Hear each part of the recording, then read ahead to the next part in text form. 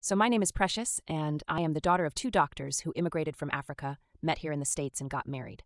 So I was born here in the early 90s. I met Charisse in kindergarten, and we went together until high school graduation, when I went on to study law, and she became a registered nurse. But we stayed friends and even expanded our friend group to include Carlton, Brady, and a few other people. Everything was fine.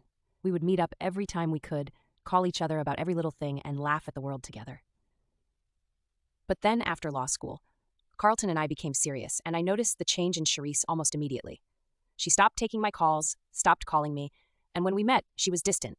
Then she started throwing out passive-aggressive comments about how Africans look down on African Americans and how they are the ones who paved the way for us, and we are not better than them and things like that.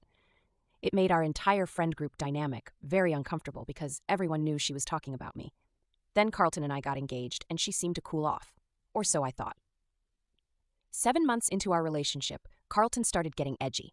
I thought it was just cold feet, but then one day he took me out and broke off our relationship. He said he and I really had very little in common since I did not have the same background and history as him.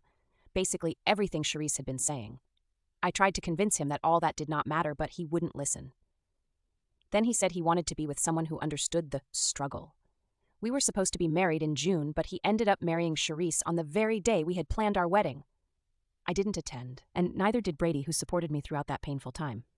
A year later, Brady, who is white, by the way, asked me to marry him. I said yes.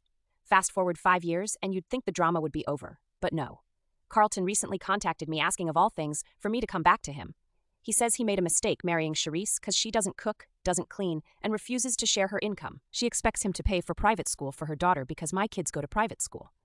She compares our lives constantly, demanding that he act like Brady, who supports me as a stay-at-home mom.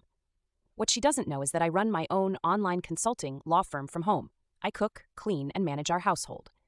Charisse heard that Carlton wants me back through one of his own friends, and now she is all over our social media blaming me for raising the bar too high with my outdated African standards and stuff.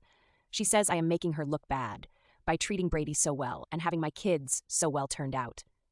And how did I respond? I simply went off our chat groups for the sake of my peace, and I refused to discuss either Charisse or Carlton with any of our friends. The last I heard of them, they are getting divorced. Well, what can I say? I won't lower my standards for anyone. As far as I am concerned, they deserve each other.